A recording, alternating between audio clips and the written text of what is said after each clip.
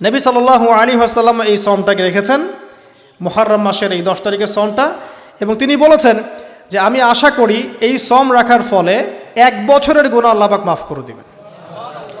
এবং একজন সাহাবী এসে জিজ্ঞাসা করছিলেন যে কোন মাসের রোজা রমাজান মাসের পরে সর্বোত্তম। নবী সাল্লাল্লাহু আলাইহি ওয়াসাল্লাম বলছেন রমাজান মাসের পর সর্বোত্তম সওম হচ্ছে মুহররম মাসের সওম। 3-4টা বিষয় নবী সাল্লাল্লাহু আলাইহি ওয়াসাল্লাম কখনো ছাড়তেন না। ফজরের আগে 2 রাকাত সুন্নাত, মাসের 3 দিন রোজা রাখা আইয়ামে বীজের, তারপরে আপনার আরাফার সওম, এবং এই যে মুহররম মাসের সওম। এই সওমগুলো নবী সাল্লাল্লাহু আলাইহি ওয়াসাল্লাম কখনো ছাড়তেন না। আরও এসেছে একটা বর্ণনা, আমি এটা পেয়েছি ফয়জুল কালামের মধ্যে, যে আশুরার সওম রাখার পাশাপাশি ওই দিন যদি আপনি পরিবার বর্গের উপর খরচ করেন, ইনশাআল্লাহ আপনাকে সারা বছর আল্লাহর পক্ষ থেকে রিজিকের প্রশস্ততা দেওয়া হবে ইনশাআল্লাহ। তো পরিবার বর্গের প্রতি আপনি খরচ করতে পারেন। এখন এই যে ঘটনা দেখেন, এই ঘটনার মূল পিছনে গল্প কি? জালেমের ধ্বংস, মাজলুমের মুক্তি, তাই তো?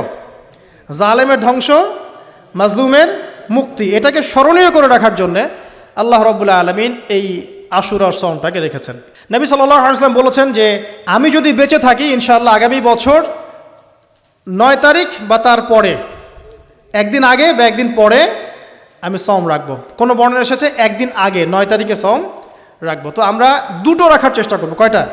2টো, হয় 9-10 অথবা 10-11 ইনশাআল্লাহ। আশা করা যে 1 বছরের গুনাহ আল্লাহ পাক মাফ করে দেবেন ইনশাআল্লাহু তাআলা।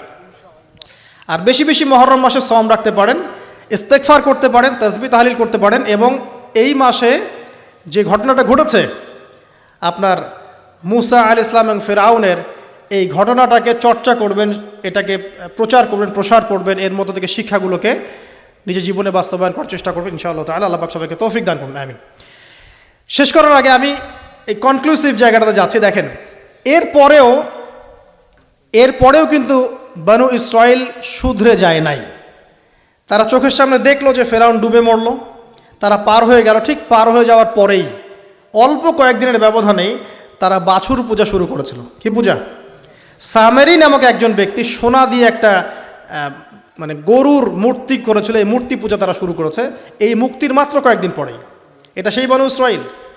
তারপরে যখন মূসা আলাইহিস সালাম তাদেরকে রেখে গিয়েছেন তুর পাহাড়ে আল্লাহর সাথে একান্ত সাক্ষাতের জন্য, কথাবার্তা বলার জন্য, তাওরাত আনার জন্য, এই 40 দিনের ব্যবধানেই তারা আবার শিরক করা শুরু করেছিল।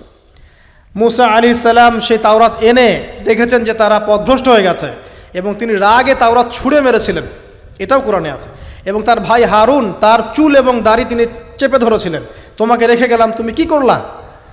তখন হারুন আলাইহিস সালাম বলেছিলেন যে আমি আমার নিজের নফসের ভয় করছিলাম যে তারা আমাকে হত্যা করে ফেলতে পারে, অথবা বনু ইসরাইলের মধ্যে বিভক্তি সৃষ্টি হতে পারে, এই জন্য আমি কিছু বলতে পারি, আমি মাজলুম ছিলাম। এই অল্প কয়েকদিনের মধ্যেই তারা শিরক করলো, তারা বাছুর পূজা করলো। আল্লাহ পাক তাদেরকে বললেন তোমরা আমালিকা সম্প্রদায়ের বিরুদ্ধে যুদ্ধ করো। তারা প্যালেস্টাইনে থাকতো, আমালিকা সম্প্রদায় প্রচণ্ড শক্তিশালী।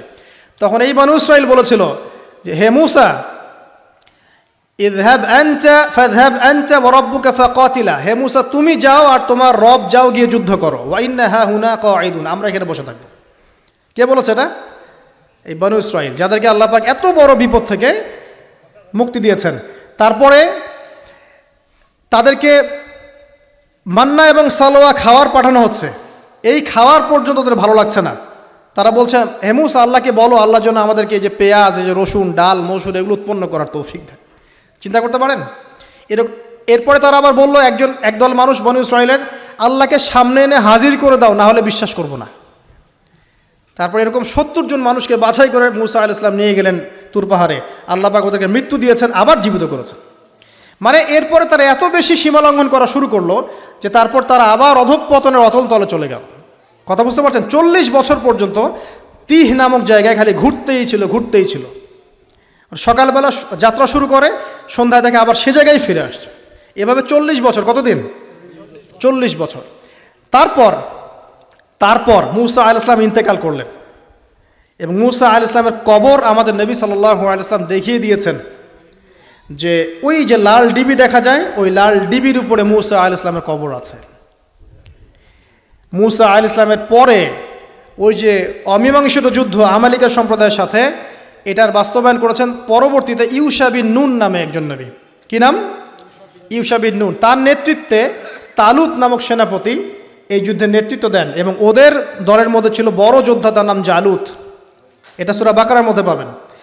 আর এই তালুতের আন্ডারে ছিল দাউদ আলাইহিস সালাম, যিনি তীর নিক্ষেপ করেছিলেন আর জালুতের চোখে গিয়ে লেগেছিল। কথা বুঝতে পারছেন? এই যুদ্ধে ইউশা বিন নুনের নেতৃত্বে এই যুদ্ধে বনু ইসরায়েল জয়লাভ করে হোলি ল্যান্ড, যেটাকে বলি পবিত্র ভূমি, তারা সেখানকার অধিবাসী হওয়া শুরু করে। আল্লাহ পাক তাদেরকে সেই জায়গা দান করেন এবং আল্লাহ পাক শর্ত দান করেন, তোমরা যদি সৎ থাকো এই জায়গায় তোমাদের আন্ডারে থাকবে, কিন্তু অসৎ হও, সীমা লঙ্ঘন করো, আবার আগের মতো এখান থেকে তোমাদেরকে বের করে দেওয়া হবে। তারা কিছুকাল সৎ ছিল, তারপর তারা দুইবার সীমা লঙ্ঘন করেছে। কয়বার? 2 বার। এই 2 বার সীমা লঙ্ঘন করার কথা সূরা বনী ইসরাঈলের মধ্যে আছে। ওয়ালা তা'আলুন্না উলুওয়ান কাবীরা লা তুফসিদুন্না ফিল আরদি মাররাতাইন, দেখবেন পড়ে। একবার যখন সীমা লঙ্ঘন করলো তখন রোমানদের দ্বারা এরা মার খেয়েছে, রোমানরা এসে এদেরকে পিটিয়ে সেখান থেকে বের করে দিয়েছে।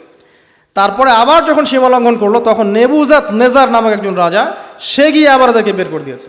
বের করে ওদেরকে দাসত্বের শৃঙ্খলা আবদ্ধ করে ব্যাবিলনের কাছে নিয়ে এসেছে। এই জায়গাটা একটু ভালো করে বোঝেন। 2 বার সীমা লঙ্ঘন করেছে, আমি শেষ করছি। 2 বার সীমা লঙ্ঘন করেছে, একবার রোমানরা তাদেরকে শায়েস্তা করেছে, আর একবার নেবুজাত নেজার তারা শায়েস্তা করেছে। আচ্ছা, দ্বিতীয়বার শায়েস্তা করার পর তাদেরকে দাস বানিয়ে ইরাকে নিয়ে আসা হয়। কোথায়? ইরাকে, ব্যাবিলন এই সভ্যতায়। এবার বনু ইসরাঈলরা আবার সেই দাসত্বে আসলো, যেই মিশরের দাসত্ব থেকে আল্লাহ পাক মুক্তি দিয়ে এইখানে নিয়ে গেলেন, আবার সেই বনু ইসরাঈল দাসত্বের শৃঙ্খলা আবদ্ধ হলো। কথা কি বুঝতে পারছেন? অনেক লম্বা হিস্ট্রি। এবার এই দাসত্বের জীবন যখন চলছে তখন তারা আপোষে কথাবার্তা বলতো, চর্চা করতো। কি চর্চা? যে আমাদের তাওরাতে কিন্তু লেখা আছে একটা কথা। কি কথা লেখা আছে? যে একজন মসিহ আসবে আমাদের। কি আসবে? মসিহ। যখন সেই মসিহ আসবে, ত্রাণকর্তা, তখন আমরা আবার বিশ্বের রুলিং স্টেট হব, আবার সেই জায়গা দখল করতে পারব। এটা কোথায় লেখা আছে?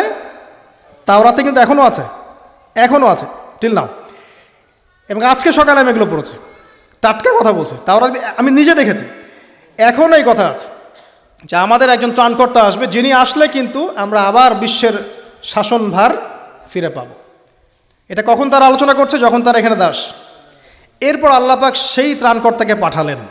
তার নাম কি? ঈসা ইবনে মারইয়াম। মাশাআল্লাহ, ঈসা ইবনে মারইয়াম ছিলেন সেই মসিহ।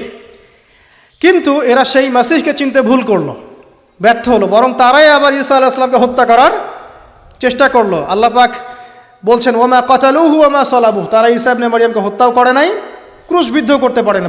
বাল রাফাআহু আল্লাহু ইলাইহি, বরং আল্লাহ পাক তাকে তার কাছে উঠিয়ে নিয়েছেন। আমাদের এই সমাজে কাদিয়ানি যারা আছে এরা কিন্তু বিশ্বাস করে না যে ঈসা আলাইহিস সালামকে উঠিয়ে নেওয়া হয়েছে। কথা বুঝতে পারছেন? কোরআন স্পষ্ট করে বলছে বাল রাফাআহু আল্লাহু ইলাইহি, আল্লাহ পাক তাকে তার কাছে উঠিয়ে নিয়েছেন। কিভাবে উঠিয়েছেন, কোন অবস্থায় তিনি আছেন, এটা জানার দরকার আছে আমার। আল্লাহ পাক উঠিয়ে নিয়েছেন এবং সশরীরে তিনি সেখানে কিভাবে জীবিত আছেন আল্লাহ ভালো জানেন। ওরা কিন্তু এটা বিশ্বাস করে না। আর এই ফিতনাগুলো দিন দিন ছড়িয়ে পড়ছে সমাজের মধ্যে। সতর্ক থাকবেন, খুব সতর্ক থাকবেন।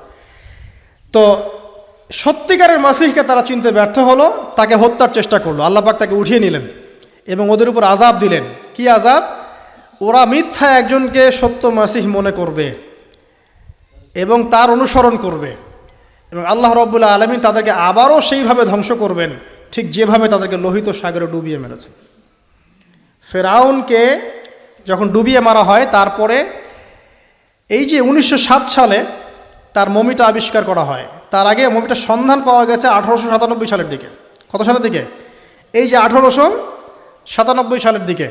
আর 1907 সালে এটাকে মমিটা গবেষণা করে রেজাল্ট জানিয়ে দেওয়া হয় যে এটা সেই ব্যক্তিরই মমি, নিশ্চিত।